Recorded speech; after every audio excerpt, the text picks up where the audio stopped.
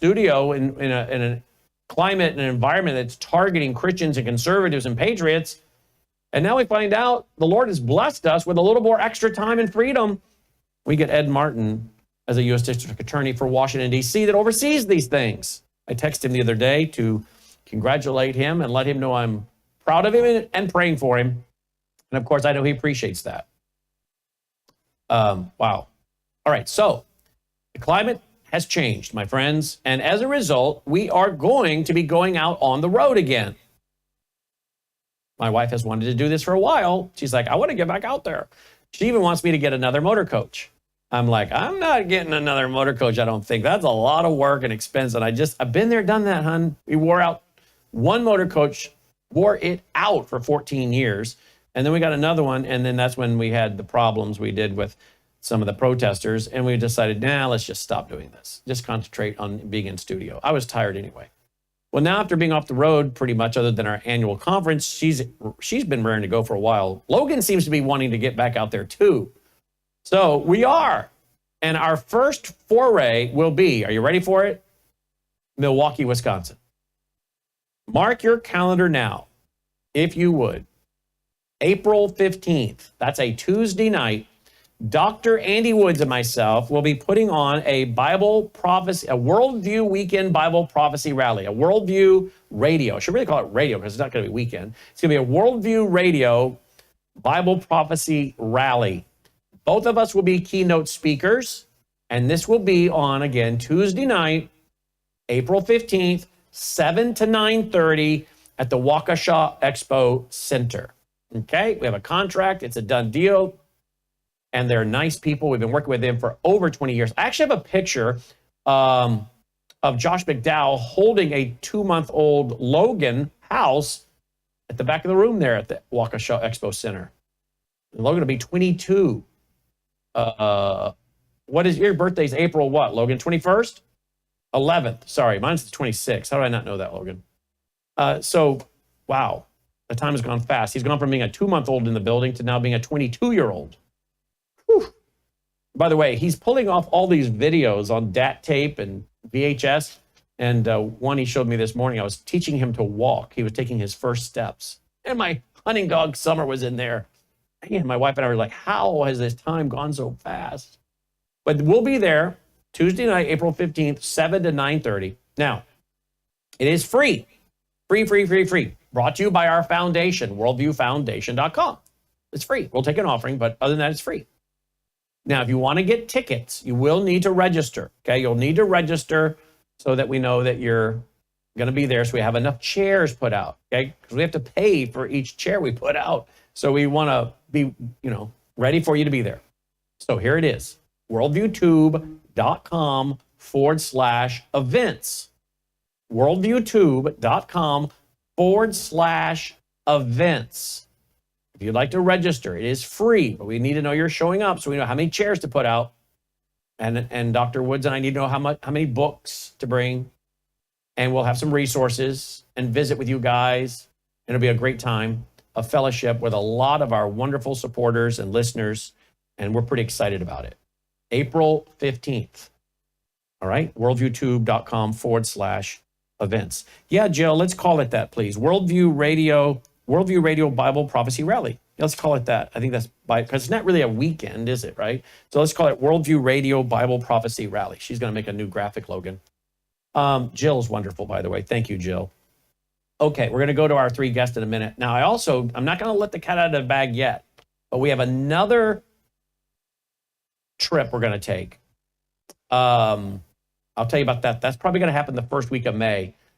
Tentatively speaking, I think we may go from Milwaukee to a museum that is, well, I don't want to give too much information, but let's just say we are looking to do something after Milwaukee that is going to be really, really historical, really, really fun, educational, and somewhere I've been wanting to go for a long time. I'm trying to check a few things off my bucket list, places I want to see in person. This is one of them, and we're bringing the camera crew and all of it. So that we're going to go from Milwaukee to that location where I'm talking about and film it, and we'll make a lot of this available for you guys at night and on our website. So there you go. I mean, it's really quite remarkable how the environment in this country has changed. And now we can move about and feel a little safer, that's for sure. All right, here we go. Let's go to our guest. Dr. Rob Lindstedt, Aaron Lavarco, and Andy Woods. All right, do we have Aaron with us? All right, let's go to these guys. Gentlemen, welcome back to the broadcast. Thanks for being with us. Hello, Great, good to be here. Thank you, guys. All right, let's go to this by President Trump last night. He shocked the world. The liberals didn't even know what to make of it. Here's President Trump last night with Benjamin Netanyahu. The U.S. will take over the Gaza Strip, and we will do a job with it, too. We'll own it and be responsible for dismantling all of the dangerous unexploded bombs and other weapons on the site, level the site and get rid of the destroyed buildings, level it out, create an economic development that will supply unlimited numbers of jobs and housing for the people of the area. Do a real job, do something different. Just can't go back. If you go back, it's going to end up the same way it has for 100 years. He went on to describe it as a very unlucky place, and the people that have been there and fighting, they don't need to be there anymore. And in fact, earlier in the day, he actually made a comment in the Oval Office. Let me see if I can pull that one up here. Where he's talking about moving about 1.8 million of them out. How many people are you thinking about? All of them. I mean, we're talking about probably 1.7 million people, 1.7 million, maybe 1.8 million. But I think all of them. I think they'll be resettled in areas where they can live a beautiful life and not be worried about dying every day. Wow. Going to move out 1.8 million, 1.7, 1.8 million. All right, let's go to Aaron, our reporter on the ground in Israel, brought to you by our foundation, worldviewfoundation.com. Aaron, you were on with us, wee hours of the morning for you. And I mean, this shocked the world. How is it playing in Israel today, Aaron?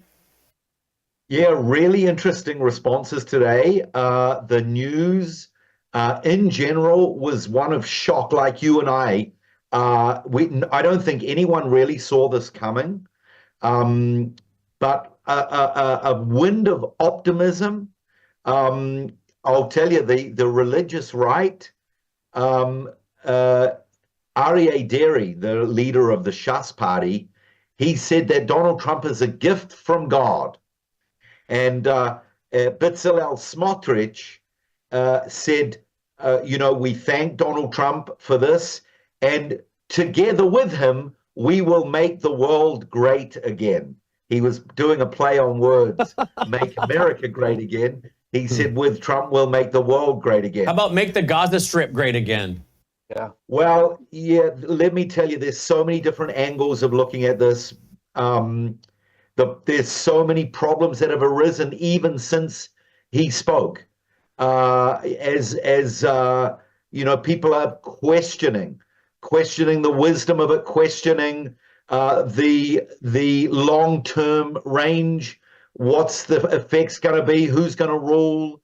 There is talk that Donald Trump wants to turn the Gaza Strip into the Riviera, meaning it will be a place for a number of different peoples, like the Riviera, which crosses through 4 different canals, Italy, France. So, what are the effects going to be? And then the issue of some of the right-wing religious people are saying, well, it's our land. We want to rule it. It's part of our promised land.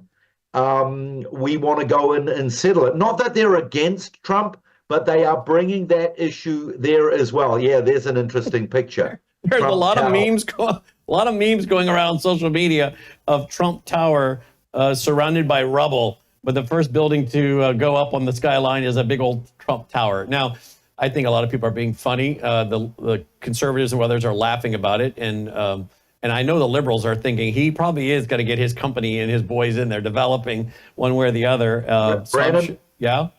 A lot of people are actually, on the other hand, with the excitement, they're very skeptical as well. I bet they are.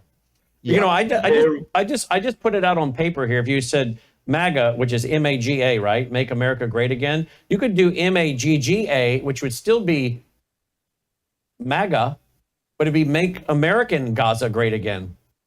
Because go. American is going to own it. So we might just Yeah. have hats printed that say MAGGA.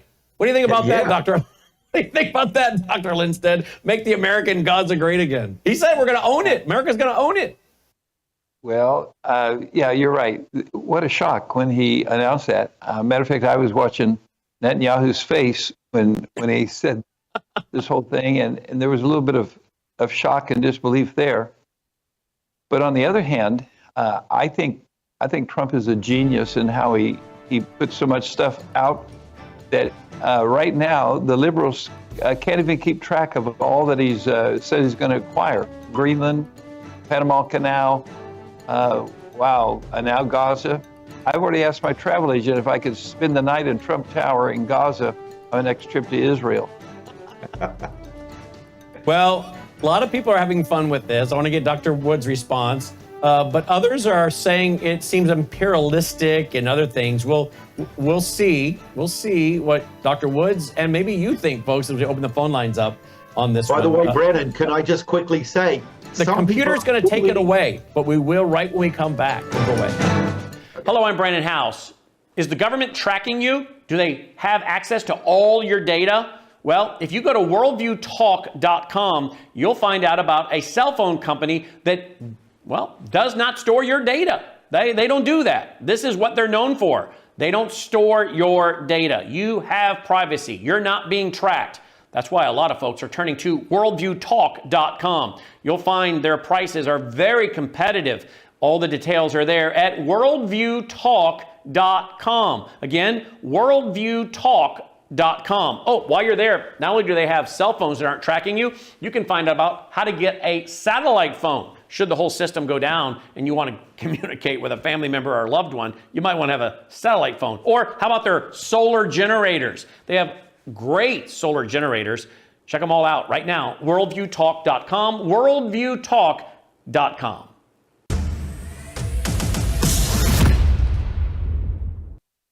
All right, welcome back. Glad you're with us. Worldview Radio, our website, worldviewradio.com. And again, for those wanting to know, how is it you can register for the free Worldview Radio Bible Prophecy Rally on Tuesday evening, April 15th at the Waukesha Expo Center? You can do that simply by going to worldviewtube.com/events, worldviewtube.com/events. By the way, it will be free, available free for anyone that wants to attend, but you do have to register so we can plan accordingly. worldviewtube.com/events. We will be live streaming it, by the way, for members of our vault. For members of our vault, we will be live streaming that evening as well. And again, more details on that are available at worldviewtube.com/vault. worldviewtube.com/vault. Oh, look at that. Jill already has the new graphic made. Way to go, Jill. All right, Doctor, let me go back to you, Aaron. I heard you trying to jump in there. The computer was going to take it away. So tell me what you were about to say, please. No, all I wanted to say is already people are calling the Americans occupiers. You see, that's been our that's Yes. what we've been branded with for years. So now it's going to be the Americans who are occupying. Yeah, well, I did go back and watch a video clip, Dr. Woods, that was of only Benjamin Netanyahu's face, as Dr. Rob was mentioning. And it is interesting, his face, his body language. It was almost like he was hearing this for the first time. What are your thoughts on this? I saw Dr. Lindstedt just chuckled. What are your thoughts on this, Dr. Woods? And do you think he was hearing it for the first time yesterday? No, I don't think at that level of diplomacy, people hear things for the first time in front of a crowd. I think this. I would hope not. I would hope not. But Yeah, he did it's look been on the shocked, didn't he works. not, Dr. Woods? He looked a little, he kept turning his head. You could see his lips changing. I mean, from a body language standpoint, he did seem like he was a little concerned about how this was going to go over. Well, you got to be a good actor to reach that level of political power. But, my take on it, I mean, it kind of depends on what hat you want me to put on. If I put on my prophecy hat, I could see how this fits in with Bible prophecy, because we have clear biblical texts, Ezekiel 38, verse 12 and verse 13, which indicates that the invasion from the Gog-Magog invasion will be precipitated by a desire for Israel's wealth. And so, someone like Trump and the United States coming in and kind of exerting our wealth into the Gaza Strip, would, to my mind, expedite that. If you want me to put on take off my political hat for a second and prophetic hat, put on my political hat just for a moment. It's really difficult for me to believe that something like this could be pulled off because hang on just a second. Ann, you're right in the camera shot, just so you know. Sorry, his wife got in the camera shot. That's all right. Yeah, we're doing some construction around here, so things are not really That's all right. as they normally are. So at least people know I'm a real living human being. Yeah, Yeah. you do real life things. Yeah.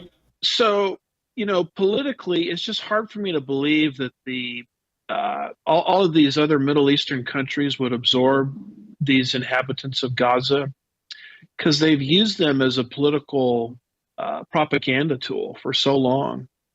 It's hard for me to believe that the United States goes in there, clears it out, and the inhabitants of Gaza just go to Egypt and Jordan. I think the so-called Palestinians have a vested interest in keeping that people group displaced and unhappy, because that fits their narrative that the nation of Israel is some kind of, as Aaron just said a second ago, some kind of occupier that displaced a thriving civilization. So I guess from a political angle, it's hard for me to believe that this thing could actually materialize. But from a prophetic angle, it fits Bible prophecy really well because it enhances Israel's wealth, which will be one of the major factors, if not the major factor, in the precipitating the invasion of Ezekiel 38-39 from Iran, Turkey, and Russia. Mm-hmm. Dr. Woods, Dr. Lindstedt, Dr. Woods and I, we have held to our position that when the Bible says Babylon, it means Babylon, that we're going to see a Eurocentric world government. I believe we'll see the world divided into 10 regions. It's the Club of Rome, the UN, European Union, European Commission wants to do. And yet I think then that power gets given to the beast, as described in Revelation 17. But I'm still sticking to a world government that's got some power coming out of Babylon, 58 miles south of Baghdad, although we have a Eurocentric world government. We are now watching this Faw port. I think that's spelled F-A-W, being built. And that's a big deal, running right through Iraq. Now we bring in the United States of America. And Dr. Woods made me aware of an article last night that I think is going to really throw a lot of light of understanding what really might be going on here. Here is the article Dr. Woods sent me. The Times of Israel. The Ben Gurion Canal. Vision amidst upheaval. Amidst the persistent turmoil engulfing Gaza, an ambitious vision conceived over 6 decades ago has reappeared in the public discourse, seizing attention and sparking debates on regional geopolitics and economic strategy. Born in the aftermath of the Suez Canal crisis, 1956, the Suez crisis of 56, the notion of the Ben Gurion Canal resurfaces today, offering a tantalizing glimpse into a future where maritime trade and regional dynamics in the Middle East undergo profound transformation. The 1963 concept paper by Howard D. Maccabee has remained classified for 30 years despite its release in 96. It flew under the radar. So basically the Suez crisis, he goes and talks about that, and then talks about this canal named in honor of Israel's founder. The Ben Gurion Canal project envisioned a monumental waterway connecting Eilat on the Red Sea to Ashkelon on the Mediterranean Sea, charting a course through the rugged terrain straddling Israel and Jordan. His proponents envisioned a route that would circumvent traditional bottlenecks and alleviate congestion plaguing the Suez Canal. This bold infrastructure endeavor held the promise of reshaping global trade patterns and reducing reliance on existing maritime routes. Today, it holds the added promise of expanding the Abraham Accords by seamlessly connecting to Saudi Arabia via Neom, the futuristic new city poised on the shores of the Red Sea. All right, What do you guys make of this? What do you make of this, Dr. Lindstedt? Well, that's the first time I've seen that particular proposal. For a long time, they've talked about the proposal of bringing water from the Mediterranean. Actually, one of the great projects was bringing it to the Dead Sea, because you could generate incredible power dropping from sea level down to the Dead Sea level. I spent some time in Eilat and the Red Sea. It's a beautiful area. Matter of fact, probably few people are alive who, like myself, have traveled through Gaza. There was a time when we went from Israel to Egypt. We actually went along the coast, and we go into Gaza. Gaza was a incredible place. The climate's wonderful. There was a time when I think they produced like $80,000 to $100,000 a day of produce. That's how fertile it was. Obviously, it's been ruined. It's been misused. The schools are deserted now. The hospital is really non-existent because the Jewish people were running that. There's no jobs there because those were owned by Jews. So the whole area has changed dramatically. I think Trump, two things occurred. Number one, the relocation of terrorists. There's a buildup of terrorists. They're recruiting terrorists at a record rate, and because they're propagating that actually they won the war. They won the war because look how the trade is going, 30, 50 to 1 for the kidnapped people. And so there's a big influx of incoming terrorists. When he says America is going to own this, believe me, the terrorists are not going to want to be there. They're going to relocate. And so I think that was a brilliant piece of strategy. Why would we want to own that? There's really no good reason. I think one was the message to the terrorists. I think the other, look at the response of the religious conservative in Israel. My goodness, it's incredible. Matter of fact, one article said, this is the final task before Messiah comes. And already the religious people are saying, the article was, I forgot to send it to you, but they're talking about, we're ready to build the temple right now because this is, the move we've been waiting for. And so I think he's made a message to two people. Route to the Suez. Whoops, sorry. That's on my end. I'm trying to pull up a video I actually found of the map of this thing, but keep going. Sorry about that. Yeah. So is he going to go through with it? I don't know. I doubt it. To be honest, I doubt it. But let me tell you, if it would cause the terrorists to move to another location, it would be great. How does this mix with the Jordan and Egypt taking people? Well, for a fact, I know that they are more amenable to that than what they're saying publicly. And part of the reason is they want the humanitarian aid. Both Jordan and Egypt are what I call negative income nations. Jordan exists on I'm going to say bonuses given to them by the oil-rich countries. Jordan doesn't have oil. Egypt has oil, but not developed as it should be. So these countries exist today because somebody has charity with them. For the most part, it's been the other Arab countries. But I think that they see that this might be an incredible way for them to get income if they were to house these people. And so I think there's more reception to that than what they're letting out in the press right now. Let's go to this little clip I found. Let's hear it. I'm going to hear it for the first time, but I like the graphics I'm seeing. But let me see what they say. Canal, as many of you know, is not just any waterway. It's a crucial artery of global trade, handling around 12% of all international commerce. For Egypt, the Suez Canal is more than just a waterway. It's a significant source of national revenue, raking in nearly $9.4 billion just in transit fees in 2022. But imagine for a moment a new canal cutting through the heart of the Middle East, providing Israel with an alternative route. The Ben Gurion Canal, if constructed, could potentially eliminate Egypt's leverage over Israel, posing a major financial threat to Egypt. It's a move that could tilt the balance of power in the region and send shockwaves across the global economy. But the implications of this project reach beyond economics and geopolitics, because the proposed route of the Ben Gurion Canal could potentially pass through the Gaza Strip, a region that has been heavily bombarded by Israel, causing the displacement of hundreds of thousands of Palestinians. But there's a darker side to this ambitious plan, a side that involves the Gaza Strip and the lives of Palestinians. As we delve deeper into this unfolding narrative, we must ask, could the real reason behind the proposed Ben Gurion Canal be more sinister than it appears? Could it be used as a justification for the ongoing displacement of Palestinians from Gaza? Ooh, well, we know where the left is going to go. All right, let's get a response from Aaron. I'm telling you, thanks to Dr. Woods and the Times of Israel, folks, we are way ahead of the trend. I guarantee you there's probably not another show out there discussing this today. And partly what we're doing here is telling you how this could fit in with Bible prophecy.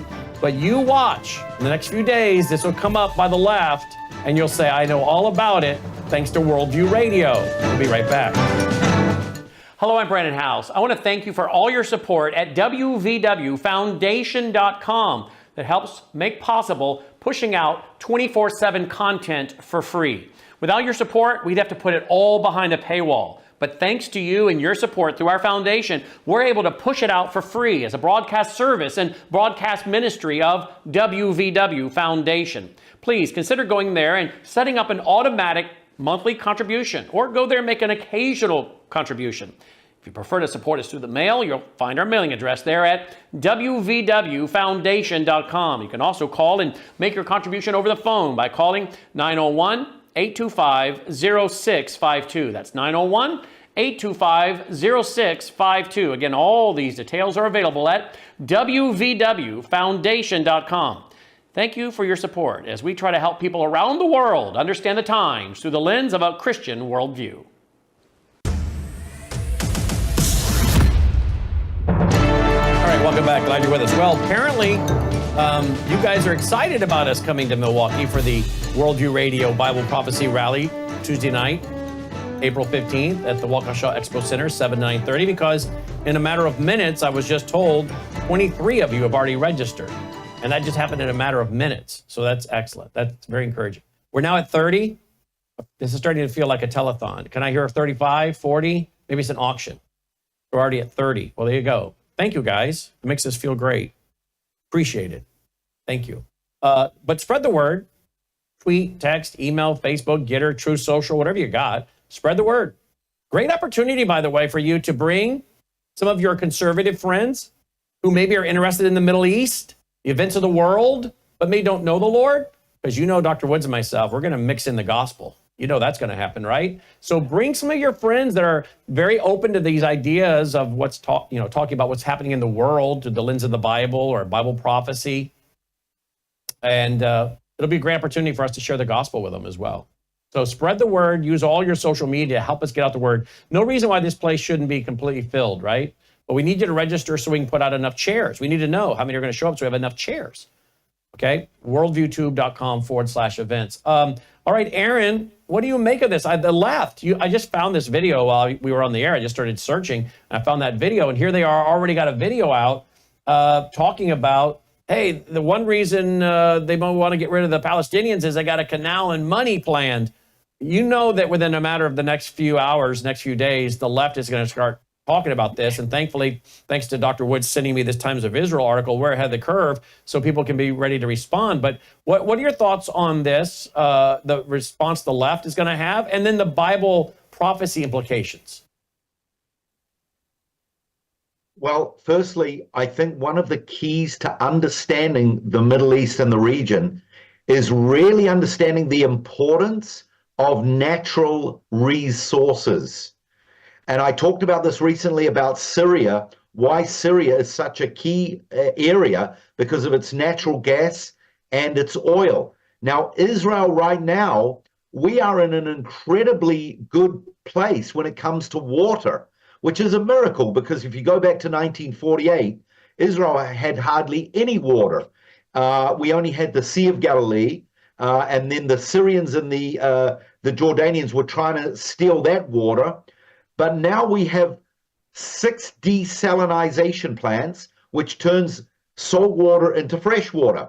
And a number, apart from Egypt, our surrounding neighbors, they're vulnerable when it comes to water. You can't live without water. So I would say about 20 years ago, Brannon, there was a plan on the table connected to this canal. It was actually called From the Dead Sea to the Red Sea. And it was supposed to include the Palestinians, the Jordanians, and Israel. But then Oslo was a failure, so that collapsed. But it was to create work, create jobs, a bridge to peace. So natural resources, money, and I heard in that article about Neum. I've been talking a lot about what Saudi Arabia are building in the desert, a futuristic city. They want to control the Suez Canal. They're going to, if they do, they'll be able to control, and the Persian Gulf, and they will be able to control 10% of the world's trade. So money, power, and all of that. So now how the left respond to that, it depends if you look at what eyes you look at it through. If you look at it through geopolitical eyes, if you look at it through economic eyes. The second question you asked was looking at it through prophetic or biblical eyes. Yeah, definitely this sense of an ecumenical movement. Saudi Arabia are just about at the threshold where they're going to sign and join in the Abraham Peace Accords. Probably other nations will join in as well. So this is setting up for something. But well, tell me about this. Tell me about this map. I just threw up a map. Explain it to our radio audience what we're looking at here. So you've got there the Red Sea at the southern tip of Israel, which is at the bottom of the map there. And then to the left, to the west is the Suez Canal. And then you've got the Ben Gurion Canal, which is a channel which would channel fresh waters and whatever other sources. Don't forget, we've got the Dead Sea there with lots of hundreds of millions of cubic meters of minerals and salts used for all kinds of medicinal purposes. The Dead Sea is crucial as well. Although when Ben Gurion was alive, the Dead Sea was a lot higher. It is rapidly deteriorating and receding. So, yeah, you've got that. That's the Syrian-African Rift Valley, that whole long canal. But it has a ton of, a ton, that's an understatement. It has hundreds of millions of cubic meters of minerals under the ground that can be quarried. It's a gold mine there in there as far as natural resources. And Mohammed bin Salman, Ben Gurion, he had the vision to see it back then. He actually, his main vision, Brannon, was based on Isaiah the prophet, chapter 35, which says that the desert and the wastelands shall be made glad, and it shall blossom, it shall prosper, and there shall be a highway of holiness.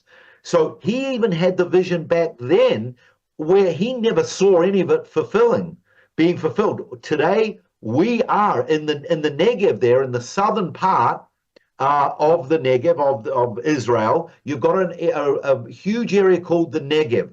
We have a university there called the Ben Gurion University of the Negev. They specialize in desert agriculture.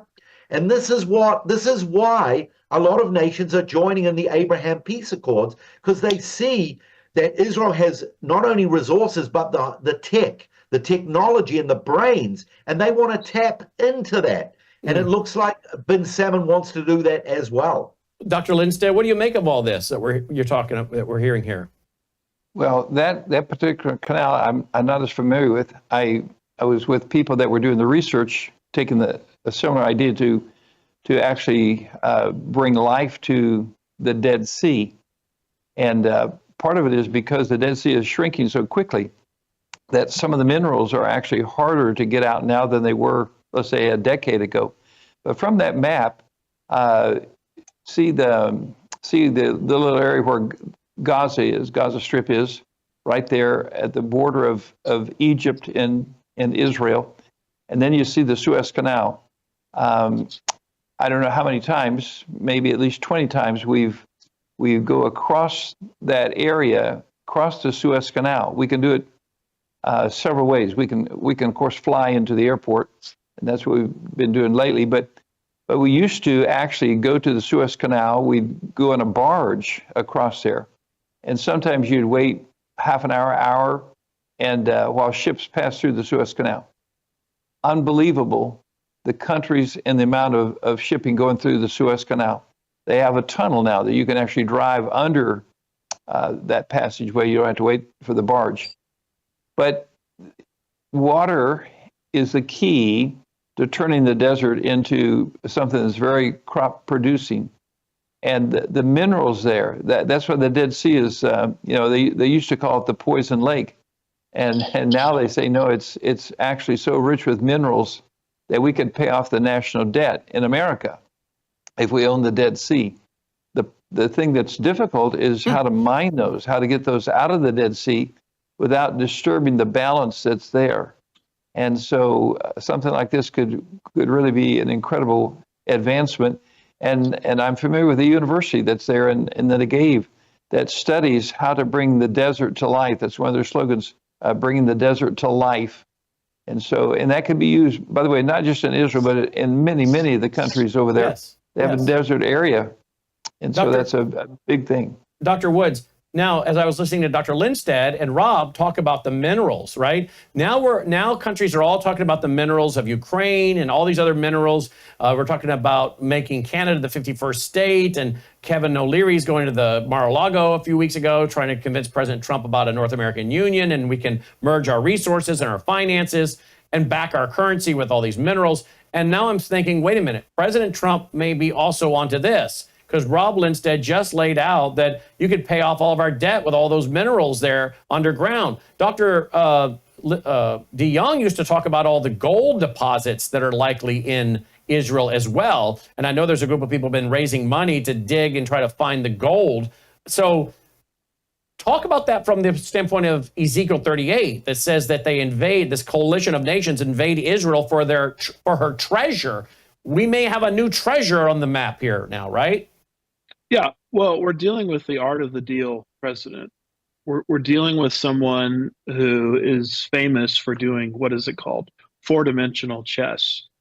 And to most of the world, what he said last night related to Gaza is inexplicable until you factor in that map and that Ben Gurion Canal. Now, that's from a blog piece someone sent me from a year ago. And they said, if you read this blog piece, what Trump said last night will start making perfect sense, because he sees Gaza as he's a businessman. He's a business real estate tycoon. He doesn't look at the world the way we look at the world necessarily, but he looks at the world through a business paradigm. And what he sees is wealth and raising people's standard of living. What he sees is potential revenue for the United States of America, which we need given our fact that we're trillions of dollars in debt. And that map there, that Ben Gurion Canal, he didn't mention it last night, but it certainly explains an awful lot. And beyond that, it fits perfectly into Ezekiel 38, verse 12 and verse 13, which I believe to a large extent those two verses are in play right now. Because those two verses indicate that the reason for the Gog-Magog invasion from Russia, Iran, Turkey, et al. Is to seize Israel's wealth. And with things like this happening, you can see how Israel is going to become phenomenally wealthy in the last days. Factor in the other things you've talked about, the mineral deposits in the Dead Sea, the presentation we had at your latest conference related to potential gold discoveries in Israel. You throw into the mix natural gas discovered off the coastline, the northern coastline of Israel. near, interestingly enough, where the tribe of Asher had her plot of real estate, according to the book of Joshua. Remember, it's Asher that Moses predicted she would dip her foot in oil, which I would interpret as wealth. And then you factor into the mix oil and Zion, and you can see all of these things coming together simultaneously, where Israel, just like God said, is becoming phenomenally wealthy, and that will precipitate this Gog-Magog invasion. This is the motive for the attackers, in other words. You think it might be a good time for a Worldview Radio Bible prophecy rally, Dr. Woods? You think we'll have plenty to talk about? Particularly April 15th, when everybody's miserable from taxes, we'll give them something to be optimistic about. There you go. There you go. 1-800-347-9829. 1-800-347-9829. How long do you think it'll be before the left starts talking about the Ben Gurion Canal and that this is the real motivation, folks? Wow. 1-800-347-9829. Your thoughts, your comments, your questions, and we're going to cover this with these three guys, there's three of them. These three guys tonight on another panel for Brannon Howse Live. But for now, your call. Hello, I'm Brannon Howse. Melissa and I have been taking Bella Grace, this powerful elixir, since last fall, 2023. The results have been amazing. My hands would crack and bleed, deep cuts and cracks every winter for years. No matter what we did, we couldn't get them to stop cracking and bleeding. This year, I took Bella Grace, no cracking, no bleeding. My acid reflux, gone. Haven't had to take a Pepsid. My hair growth, the last 2 times I had my hair cut, the lady had to use thinning shears on my hair. That's amazing. We've also received incredible feedback from you, our listening audience, and the impact it's had for you. This is loaded with astaxanthin. That's a powerful antioxidant. Collagen, but top-grade collagen. Studies show 95% of it is being absorbed in the body because of the way they develop it. Then we have something called cat's claw. That's an anti-inflammatory from a vine in Peru. It's the bark, and it's an anti-inflammatory. There are about 80 clinical trials on Bella Grace. Please get a subscription now and save. MelissaHousebg.com. All right, let's go right away to the phone lines. Let's go to Jerry, 1-800-347-9829. Agree, disagree? What do you think of this? Let's go to Jerry in Minnesota. Hi, Jerry. Hi, Brannon. See, I've always supported Trump and Israel, but Trump lost me on this proposal to take over Gaza. You know, he ran as a non-interventionist, and here we're going halfway around the world to take over a piece of land that Israel can control by themselves. Our founding fathers never wanted interventionism like we're doing. It's going to cost unknown billions of dollars to renovate Gaza. And as a fiscal conservative, which I know you are, Brannon, I don't know how you can support this effort for the United States government to take over Israel. I'm not so sure how supportive I am as much as I am excited about the project from the standpoint of fulfilling Bible prophecy. So I'm kind of like Dr. Woods. Am I looking at this from the economic, political, geopolitical side, or am I looking at it from the Bible prophecy side? From the Bible prophecy side, I start getting very excited. The same way I'm not interested in the tribulation temple that will be set up and be the abomination of desolation and an image that speaks blasphemy. But I'm excited about the idea of the temple and the red heifers because I know, again, it's helping to line up Bible prophecy. So I agree with you, Jerry, in that I talked to Leo Holman about this last night. For President Trump, as you said, someone who's not interested in nation building and sending troops around the world and putting boots on the ground, this is a little bit of a shock. No, I think you're on the right track to be thinking and asking the questions you are. Let's see what some of the other panel members think. Real quick, guys, so the phone lines, as you can imagine, are lit up. What do you make of Jerry's concerns, Dr. Woods? Well, I liked your answer. I mean, I don't have primarily my political hat on today. I've got my prophecy hat on. I mean, I'm not running. I'm not in the Congress. You know, I'm too smart to be involved with Congress. I mean, this is true. You are. Yeah. Aaron, what do you want to say, Aaron? So Trump has already made it clear that he will need to get Qatar, Saudi Arabia on board.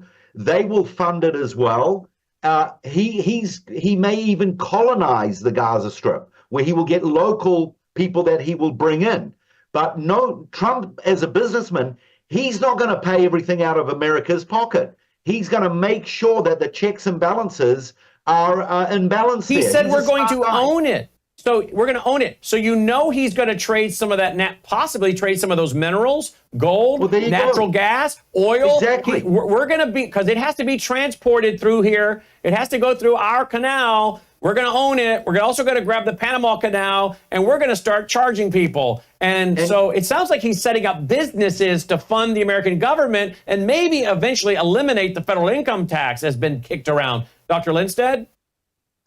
Well, I agree. Politically, I'm not for it because that area is going to be a conflict. It's been a conflict for not just generations, but for hundreds of years. It will continue to be a conflict. That's why any peace treaty is going to be fragile, going to need an Antichrist. We're paving the way for the Antichrist. There's no doubt about that. Whether it's with AI, whether it's with this, we're paving the way for the Antichrist. He's going to use whatever is set up. So I think he's a negotiator.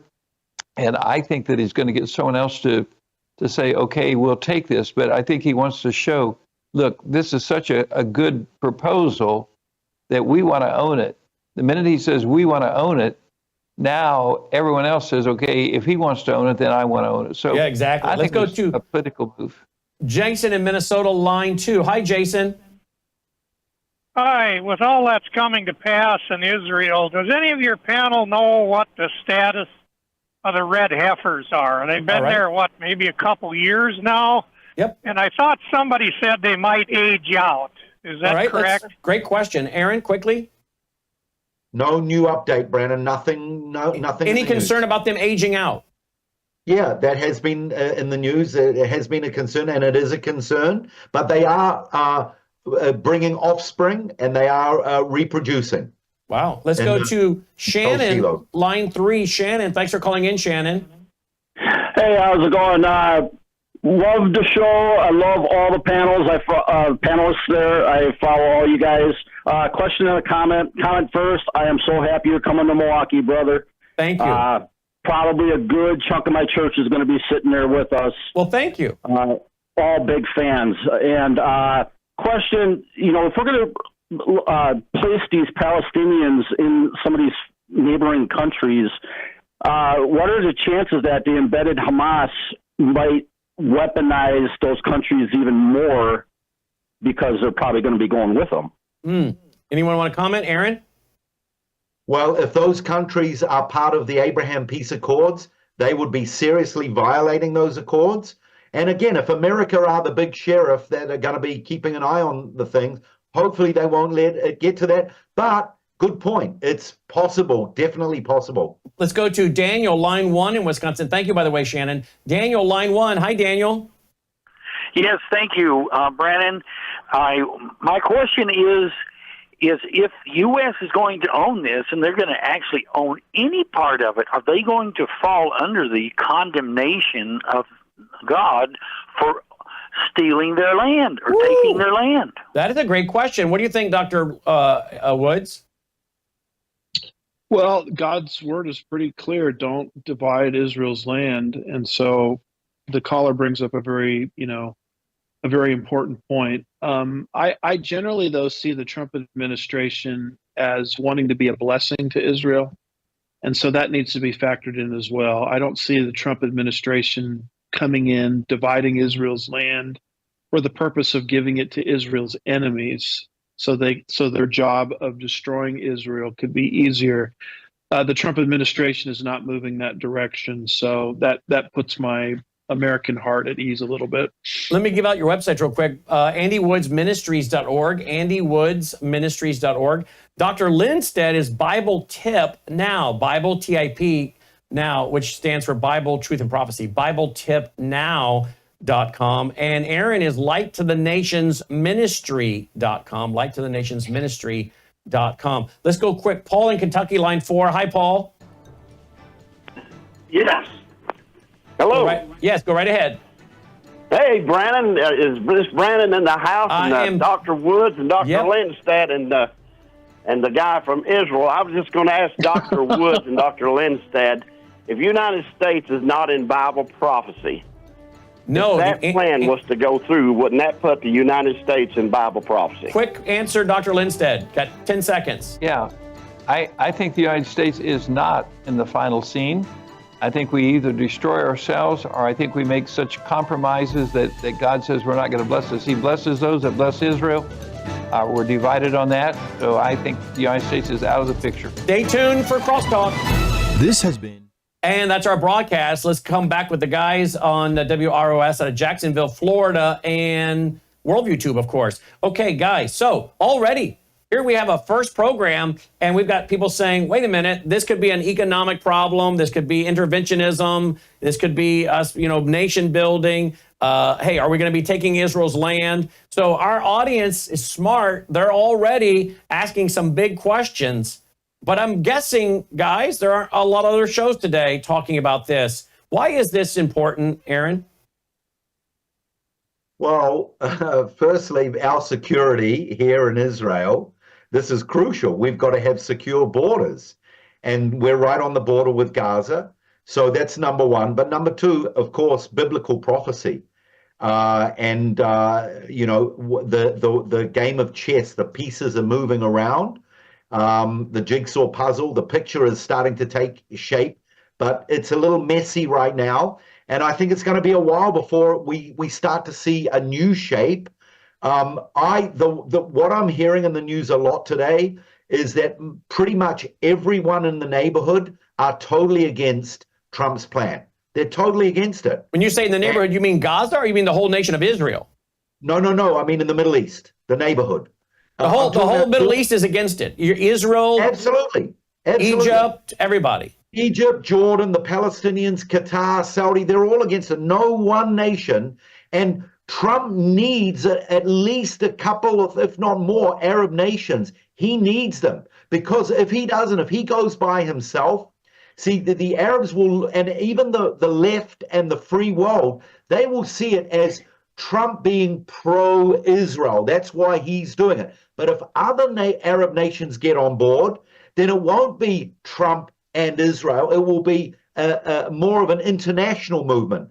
So a lot is at stake here. But as I said, all the nations are around. They are totally against it. So what's going to happen? The other proposal by the Arab nations is that some economic funding, like maybe Qatar, Saudi Arabia, they come along with the money to help the Palestinian people rebuild the Gaza Strip themselves. That's the other thing being talked about a lot. And, unless Trump can pull this off, I see it going that way. However, I've been listening to people talking about Trump, the businessman, and he has a bit of a reputation in history where he puts something on the table that's way out in left field, knowing very well that it's out in left field. Some people will come discuss it, and then he's quite happy to say, okay, you know what? Maybe my idea wasn't the number one great idea, but what you're going with, that may be a better idea. So it's still he's just getting the negotiation going. He's just getting the negotiation going. Yeah, that's what some people are saying. Yeah, that he may have done that. Now, when I say other folks aren't talking about this, I don't mean they're not talking about Gaza. Everybody's talking about this, but they're probably not talking about it through the lens of the Bible and Bible prophecy like we are today, right. Dr. Lindstedt, which is what makes this show so unique. What do you make of what Aaron is saying? And do you think, and if I get the chance to interview Donald Trump, and we're putting in some requests here as his administration kicks off, I would like to ask him, are you aware of the fact that you are actually laying the stage for Bible prophecy to be fulfilled? I would like to see and hear his response to that. But what are your thoughts today as Aaron and I have just been chatting right then?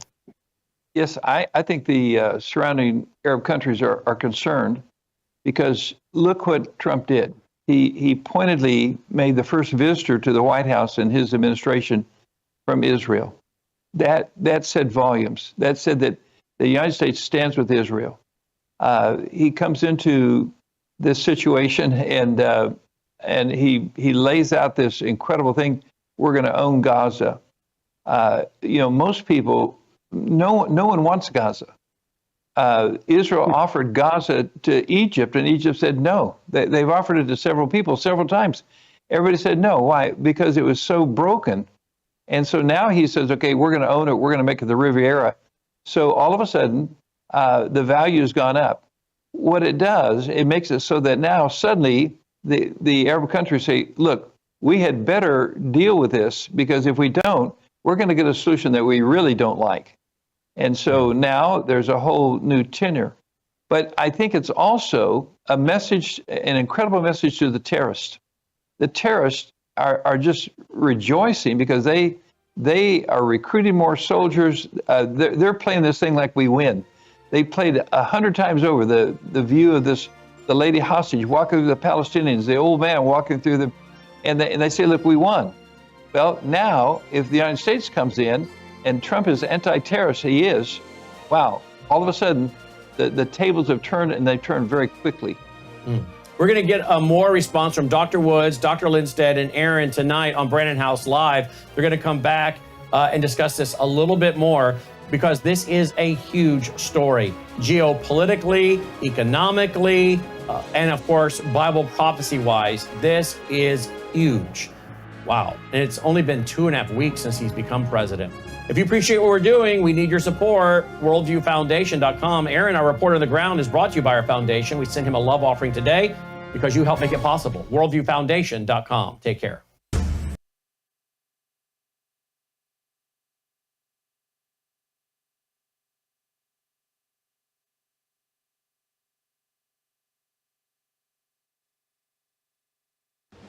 Colonel Rob Maness has a lifelong record of providing dedicated service to this nation. Having worked his way up from the enlisted ranks to full colonel, he served our country for more than 32 years.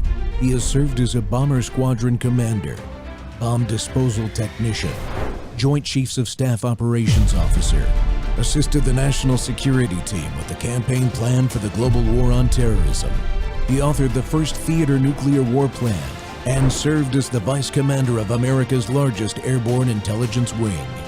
Colonel Rob Maness is a true American hero.